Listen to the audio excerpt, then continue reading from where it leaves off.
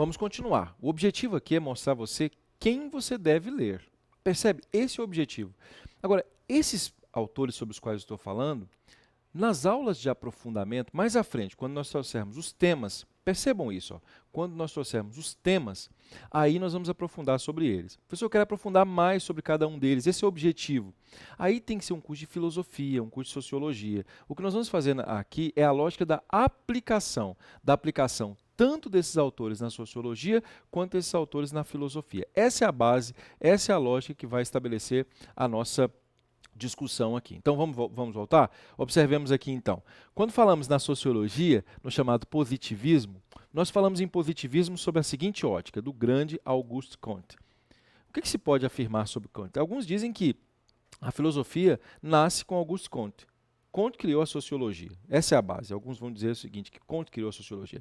Há alguns questionamentos, porque se você pensar em Rousseau, nós estamos falando também em sociologia, não é?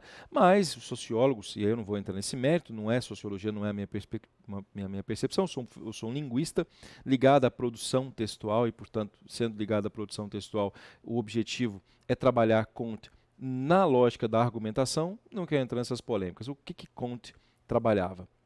Auguste Comte trabalhou a lógica da sociologia baseada em princípios científicos. Nós estamos falando aqui especificamente de um momento histórico em que o cientificismo era a base contrária, inclusive, à ótica da crença, da fé.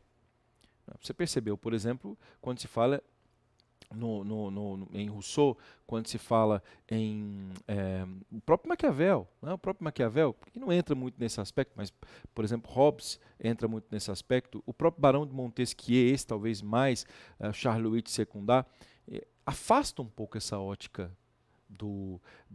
da crença, da fé, e Comte, Auguste Comte, tinha uma percepção que nós chamamos de sociológica positivista, que era a ciência, a razão, o método. Esse método das relações humanas é que faria com que a humanidade pudesse avançar. Inclusive, o militarismo brasileiro é absolutamente positivista. Como é que está escrito na nossa bandeira nacional? Como é que está escrito lá? Ordem e progresso. Eu fico muito angustiado quando alguém lê aquilo e não sabe, por exemplo, que aquilo é uma influência direta do exército brasileiro em relação a Auguste Comte. Comte foi a base de todos os militares que fundaram aquilo que nós chamamos de república, né? A chamada proclamação da república, a expulsão desse que é o nosso imperador intelectual, né? Tá um livro da Lilia Morris Schwartz chamado As Barbas do Imperador, esse imperador chamado Dom Pedro II, que alguns dizem foi um grande intelectual. Não sei se nessa percepção maquiavélica robesiana de líder, ele seria, ou napoleônica, digamos assim, ele seria um grande líder, mas numa percepção mais intelectual, daquilo que se chama de intelectual, ele seria um grande líder. O positivismo era contrário à percepção de Dom Pedro II, que era muito mais existencialista, né? Digamos assim, ele era muito mais ligado ele era um imperador que no futuro talvez se adaptasse melhor, ele se adaptaria melhor ao século XX, depois principalmente de ciências como a linguística, com Saussure, com o surgimento de Saussure, né? Com o próprio Freud na psicanálise, né? Talvez ele se adaptasse melhor. Morreu em Paris, né? De maneira essa é a minha percepção, vou falar da minha ressignificação de maneira muito humilhante. Mas o que eu quero mostrar a você aqui, ao falar sobre Auguste Comte, e é preciso o Brasil rever isso, viu? Se o Brasil não se encontrar com o passado e entender o passado, acho muito difícil de nós chegarmos a algumas conclusões melhores assim sobre o que é o país. Essa é a nossa percepção. Então, os princípios científicos, os princípios cientificistas denominavam exatamente a lógica do aspecto positivista. Então ele não tinha essa lógica da metafísica, né? É bom lembrar que metafísica, vamos colocar aqui só para você saber o que é metafísica, no dicionário Wise, para quem não sabe, apenas alguns detalhes, alguns pitacos, para que você possa compreender mais ou menos, quando você for ver os seus vídeos, né? Você entenda melhor. Então, o que é a metafísica? A metafísica é a parte da filosofia aristotélica voltada a quê? A investigação ligada mais à divindade, né? A aspectos teológicos. Então, tudo que é metafísico na percepção aristotélica. Hoje se tem uma outra visão a respeito disso, mas é aquilo que é além da física. Meta quer dizer além. Aquilo que está ligado à lógica da divindade, né? E essa lógica da divindade foi altamente questionada no iluminismo. Então, algumas ciências hoje são muito metafísicas. Por exemplo, pensa-se muito em psicologia positiva, a ótica da metafísica, né, do acreditar em algo superior, digamos assim. As religiões sempre tiveram essa perspectiva. Considero-me uma pessoa que tem essa percepção, se você me permite dizer, na metafísica com base numa crença de fé, mas ao mesmo tempo me considero, é possível, viu, fazer essa relação, um cientista quando penso, por exemplo, na ótica da sociologia, da filosofia, da antropologia, do direito. Então, Comte achava que a razão, o método, é que faria com que houvesse uma melhor organização social. Vamos lá então, vamos continuar aqui no nosso slide para que nós possamos compreender outros colegas importantes vocês lerem. Século XIX. O século XIX quase inteiro foi influenciado por Auguste Comte. Eu, se fosse você, leria Auguste Comte, é importante.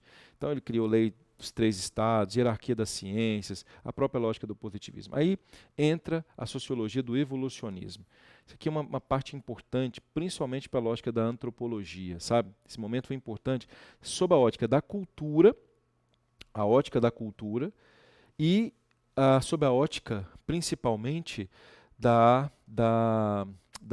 dos aspectos biológicos. Assim. É só parar para pensar. Né? Em um determinado momento, o homem achava que a Terra girava em torno, que o Sol girava em torno da Terra, especificamente.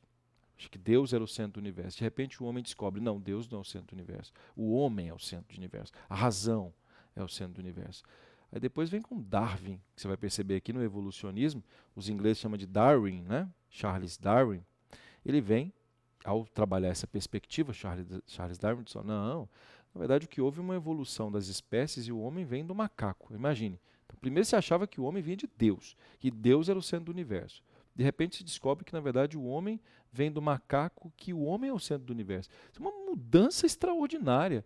E essa perspectiva evolucionista gerou alguns intelectuais, por exemplo, que você tem que ler, não pode deixar de ler. Há um inglês importante chamado Herbert Spencer. Alguns até consideram Herbert Spencer injustiçado, né, mal visto, etc, etc. É um liberal importantíssimo, eu gosto muito dele, que escreve uma obra chamada O Indivíduo contra o Estado. E é importante você observar que ele trabalha o que hoje é mal visto por alguns cientistas políticos como chamado darwinismo social. É importante que você não tenha preconceito em estudar isso aqui. O que vem a ser chamado darwinismo social? De fato, espero que você leia Herbert Spencer, entenda o que é esse darwinismo social. Está ligado a uma sociologia de conflitismo que é muito ligada à ótica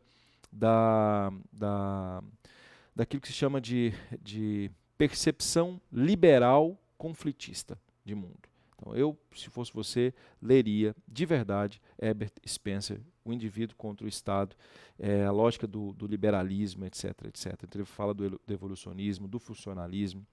E aí vem sociologia, com mais conflitismo. Esse conflitismo aqui já é ligado ao século XIX, basicamente ligado ao século XIX. Nós estamos falando de várias revoluções. Ao estudar esses autores, você vai perceber qual é o momento em que cada um deles está. E você, inclusive, vai ver que eu coloco aqui à frente cada momento em que ele está. Estou falando de Karl Marx. Ao falarmos sobre Karl Marx, estamos falando de quê? De uma das fases da Revolução Inglesa, Revolução Industrial. E é claro, aquela percepção de Karl Marx, o alemão Karl Marx, é de que havia um desequilíbrio muito grande entre os industriais e a chamada mão de obra. Então ele escreve algo chamado, bastante panfletário, né, me permitam dizer, é a minha ressignificação, que estabelece a lógica do que vai ser chamado de movimento comunista. Karl Marx trabalha especificamente um manifesto chamado Manifesto Comunista, que eu já li.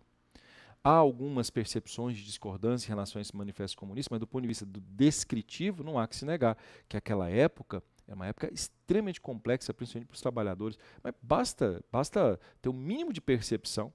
Né? A própria Constituição de Weimar, na Alemanha, que surgiu posteriormente, 1919, é um resultado da problemática apontada por Karl Marx. Não é? E há um livro dele chamado Capital.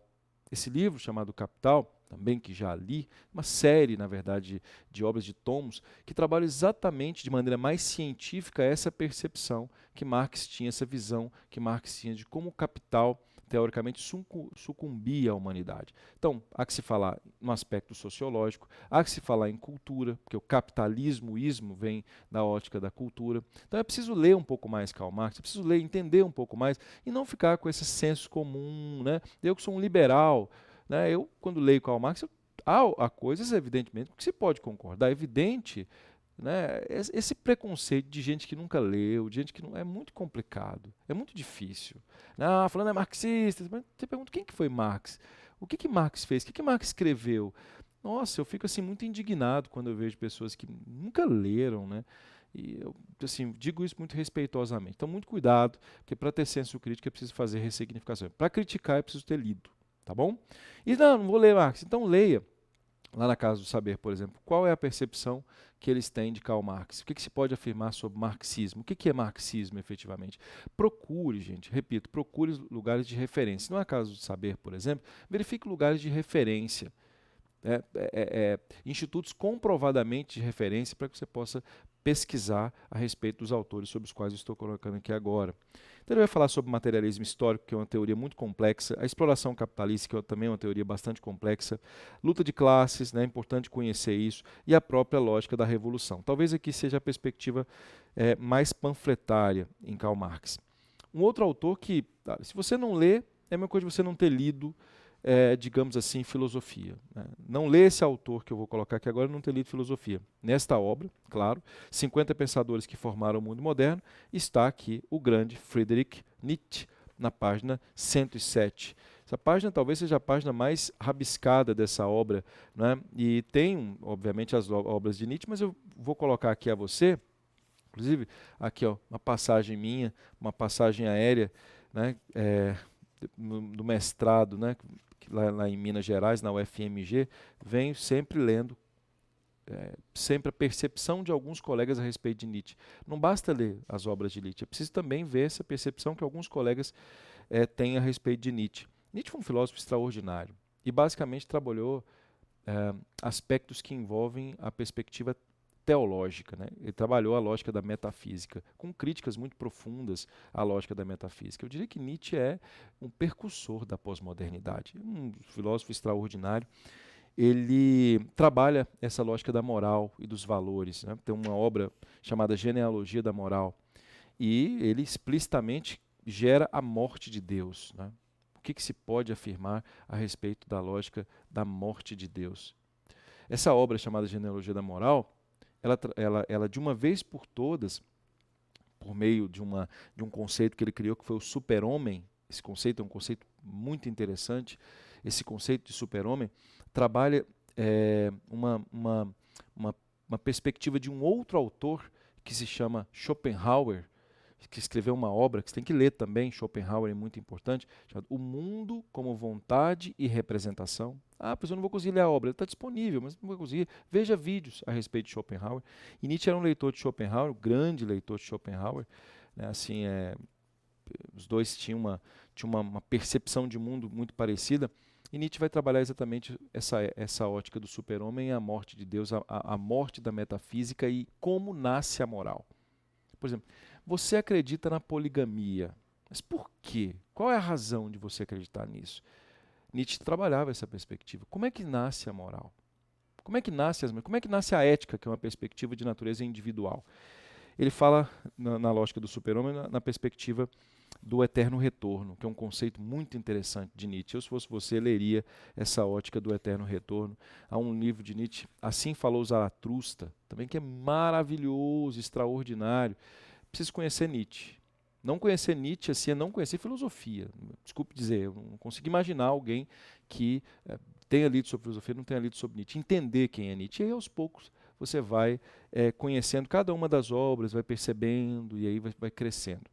Essa obra talvez seja a mais interessante, que é a Genealogia da Moral, de Nietzsche. Sociólogo muito importante também, agora aqui é muito importante, chamado Émile Durkheim. Durkheim é incrível, incrível, tem influência, né, de positivista, né? Ele tem uma influência, mas ele ressignifica a perspectiva positivista, leu, obviamente, tem uma percepção das obras de Karl Marx, e ele trabalha exatamente a lógica do trabalho. Como é que seria essa perspectiva da divisão do trabalho? É um autor muito importante, Durkheim, e Durkheim trabalha muito essa lógica daquilo que hoje nós chamaríamos assim de burocracia, né? Quem fala sobre burocracia numa ótica de senso comum é porque talvez não tenha lido Durkheim. Durkheim cria conceitos ligados à lógica da burocracia. Ele era muito ligado à lógica do Estado, né? Durkheim tinha uma percepção do que nós chamamos de percepção mais à esquerda, digamos assim, uma percepção francesa, no sentido de Droit, né, do Estado francês, sob a ótica do processo burocrático. Como é que funciona e por que é importante o processo burocrático? Então, leia Durkheim, entenda isso. Ah, não sei, não entendi muito bem, professor. Vá então à Casa do Saber, verifique como é que Durkheim pensava sobre essa ótica da burocracia. E você talvez tenha alguma surpresa quando você for fazer uma crítica sobre o que é burocracia, né? Palavra, inclusive, de natureza de origem francesa. Então ele fala sobre vínculos de solidariedade, estabilidade social, divisão de trabalho. Ele sonhava com aquilo que se chama de Estado social, né? De Estado social. Então ele vai falar sobre densidade social, solidariedade social, diferenciação social, um conceito muito interessante que nasce com Durkheim, que é chamada anomia moral, ou anomia social. Anomia moral, o nome moral vem dessa perspectiva nietzschiana, mas quando se fala em anomia social, a anomia, vamos ver no dicionário Wise, o que é anomia, só para vocês perceberem, rapidamente, para que nós concluamos aqui Durkheim. Observemos aqui, o que vem a ser essa lógica da anomia? Quando se fala em anomia, numa visão sociológica, é a ausência de lei, desvio de lei, a anarquia, a desorganização. E Durkheim tinha lá reflexões a respeito dessa anomia. É como se Nietzsche falasse de uma anomia moral e o Durkheim falasse como seria se houvesse essa anomia social. A anomia moral, ela existe em muitos casos, como as pessoas perdem completamente a lógica da legalidade das coisas, né? Você pega, por exemplo, na literatura, José Saramago, né? Ensaio sobre a cegueira. Leia José Saramago, que você vai perceber claramente que o que se pode observar em Saramago é uma lógica de anomia moral. É uma lógica de anomia moral. O ensaio sobre a cegueira em Saramago pode ser comparado, pode ali ser citado Nietzsche e pode ali ser citado Durkheim, sem nenhum problema, sem absolutamente nenhum problema. Há uma relação. Então, esses autores como Saramago, que nos deixou recentemente, Prêmio Nobel de Literatura, grande José Saramago, português, Saramago, ele tinha essa percepção, obviamente ele leu Nietzsche, obviamente ele leu Durkheim. Então é importante entender essas estruturas. Voltemos aqui ao slide só para que nós possamos dar continuidade, né? Vamos a outro intelectual importante, só que na próxima aula nós vamos também trabalhar Max Weber, certo? Vocês estão anotando aí, né? Então o que vocês vão ter que ler? Todos esses que eu estou querendo colocar a vocês. Nós estamos colocando do ponto de vista histórico, para você se organizar, e se o assunto for tal, quem que você vai citar? Se o assunto for tal, quem que você vai citar? E aí eu vou mostrando a vocês em cada aula, depois nos temas. Certo? Vai ajudar, vai dar tudo certo. Avante!